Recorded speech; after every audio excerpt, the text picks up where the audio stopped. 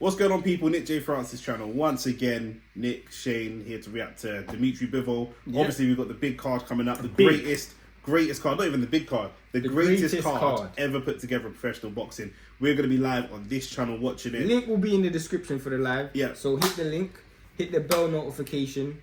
You know, we'll also, if you stay to the end, I'll put the link there so you can click it as well. Just hit the like button, hit the subscribe button, hit the bell notification so you know when we're live as well. Yeah. But we'll be live for that card. And the lives have been popping, man. The lives have been really fun. Good community building. People bringing lots of banter, lots of good predictions, kind of boxing analysis, predictions, all that kind of stuff. So you know what I mean. You can put the fight on. Come and kick it with us as well on your second device, chill, all that good stuff. Do you know what I'm saying? We're going to be live watching that whole card from the very beginning all the way through, so make sure that you stick around. Most important fight of the card is Beterbiev versus Bivol, where we will be live and where we will be watching, in my opinion, the greatest technician in boxing, probably outside of Usyk, in my opinion. Yeah. Arguably just as textbook. You'd have to say so. I mean, the top 5 pound for pound, you're looking at Crawford, Inoue. Some people have Tank in there, which I think you should. Crawford, some people, Usyk. No, but I'm saying outside of Usyk and Bivol. So I'm saying the other pound for pound fighters, people would have Inoue in there. He's more technical than Inoue. Yeah. People would have Crawford in there. I think he's probably more technical than Crawford. You know, before people would have had Devin Haney in there at the time. Yeah. He's more technical than Devin Haney. Canelo's in there. More technical than Canelo. Bam Rodriguez. Yeah. So for me, definitely up there. It's between him and Usyk for the most technical and fighter. Out and out, well schooled. You know, he's anyone he can take. Even though he lost, he took Beterbiev the distance. I think that's credit in itself. He lost, but you don't lose. I don't think you lose any points for that loss. In my opinion, you know what I'm saying? It could have been a draw.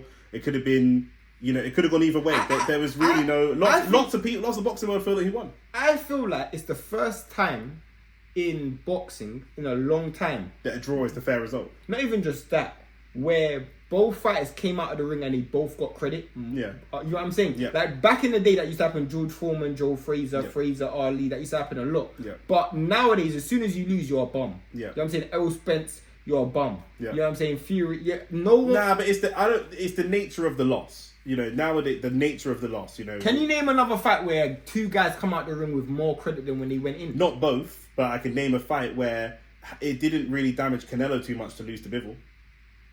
No, but some people still put him on. I don't think his stock increased.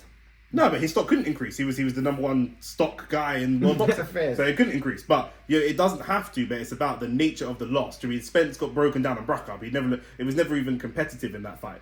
Do you know what I'm saying? Yeah, potentially, Ngannou came out of the Fury fight with a loss, and his stock went up. Yeah. Do you know what I mean? So, but Fury's stock didn't go up. Of course, but you said the guy. I said no, but there's times when people lose. And that's a fact. That's a fact. Do you know what I'm saying? So that's just what it is. So like, Majumov lost to Crawford, and his stock went up. Exactly. So but both fighters went up, and we're going to see the rematch. But Bivol, this is Dmitry Bivol, the unstoppable knockout machine, destroying all opponents. It's by Boxing Mates. We're going to put the link in the description. Shout out to Boxing Mates. Let's get into the video. I mean, Bivol's like, what a way to start. Literally. What a way to start.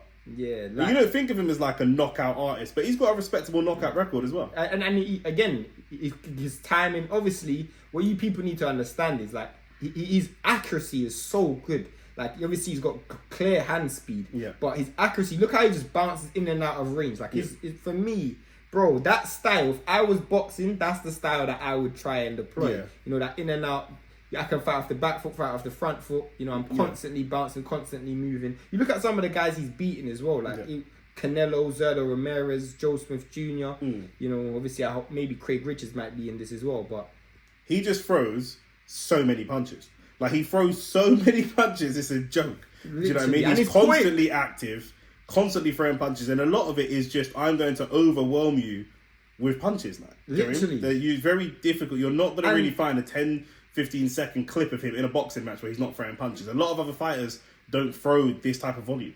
And 9 times out of 10, it's all straight shots or sharp shots. You know, you don't really see him load up on a big punch. Do you know what I'm saying? Like, his punch selection is, look at that, as you said. Like, you know, for him, I don't know who that is that he's fighting, but for him, this guy now, he's probably never in his career before and since stood there in round 4 and just been on the receiving end of this many punches. You'd have thought he's surrounded. Yeah, 100%. You'd have thought he's surrounded, fam. 100%. You'd have thought he's surrounded, bro. Man's fighting the whole of Russia. Trust me, bro. Trust me. They don't allow him to wear the Russian flag anymore, though. Why not? The Russian national anthem. For the first fight, there was no Russian national anthem. But why? Because of the whole Ukraine thing. Because we're at war. Yeah, I went to the fight. There was no Russian national anthem. That's foolish. And they weren't allowed to wear Russian flags neither. I think that's foolishness. It's unfair, isn't it? Yeah, I think that's unfair. There's bare wars going on. Like that's not them, is it? When America invaded Iraq, bro, them man still doing national anthem, bro. They did the national anthem in Iraq. They took it with them. That man there. Yeah. But yeah, I mean, Bivol's got to be one of the most intimidating fighters to fight, and not for like a knockout. And you know, for someone who throws so much punches, you don't expect him to be so good defensively. Yeah. Do you know what I'm saying? Yeah. Like he's so good defensively. I think that's probably one of his best attributes is his defense. Yeah. You know, in this highlight reel, we won't see his high guard, but in the flipping Beterbiev fight, that high guard was priceless, bro. Doing a defensive reaction is not as entertaining as doing an attacking offensive reaction. But this is a great video, by the way. By boxing mates. You've done a really good job because we've been like looking for videos. This is a great video. Yeah. Yeah, man. How often do you see Bivol in this video going backwards? You just don't like.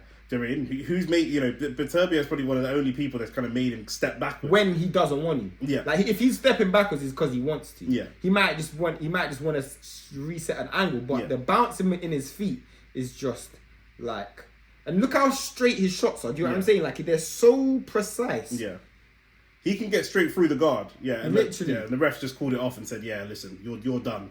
I'm telling you. This is one of my favourite fights, Sullivan-Barrera. This is when I said he's the real deal. This was actually on a Kovalev undercard as well. Barrera's a good fighter. Yeah. Barrera, I remember Barrera from when he went the distance with Andre Ward. Mm.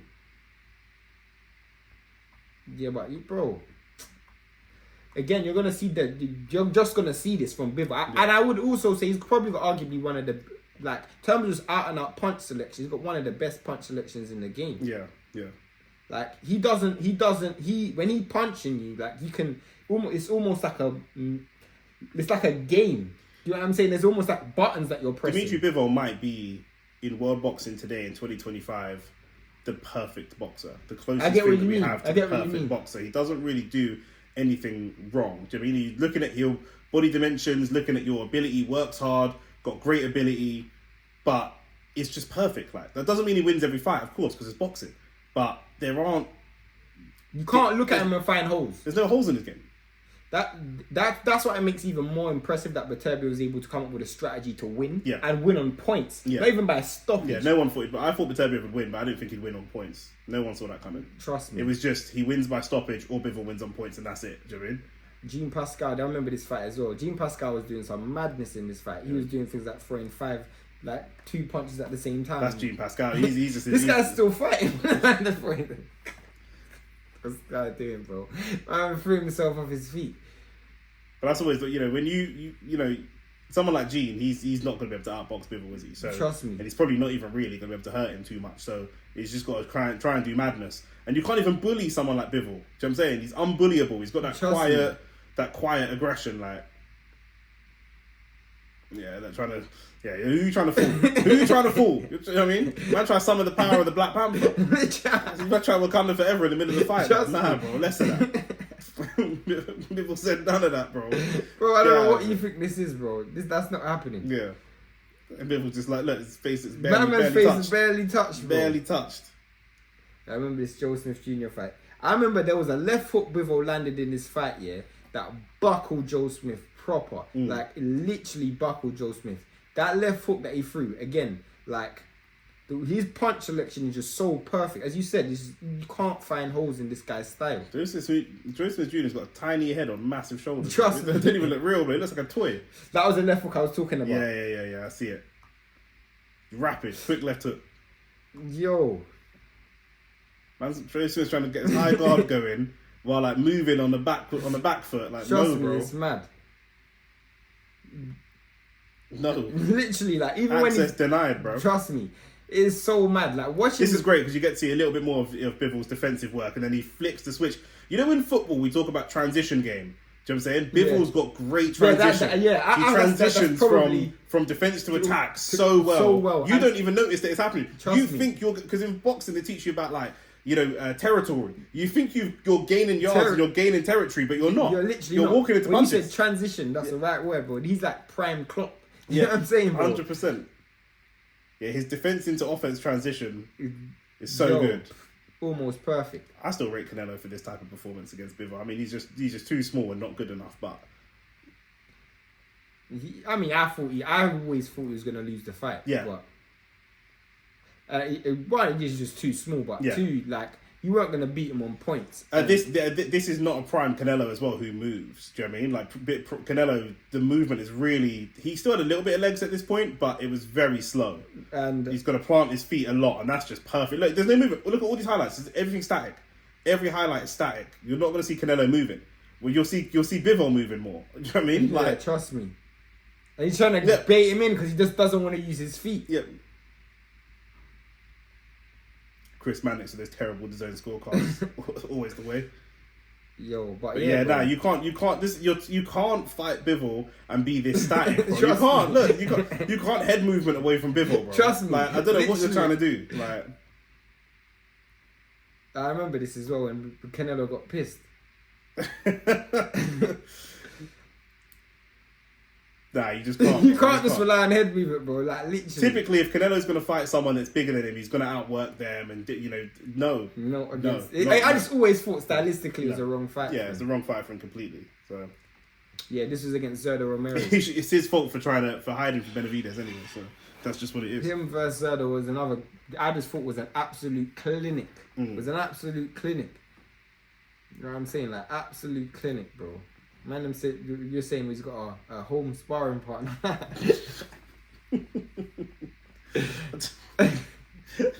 Look what man are doing.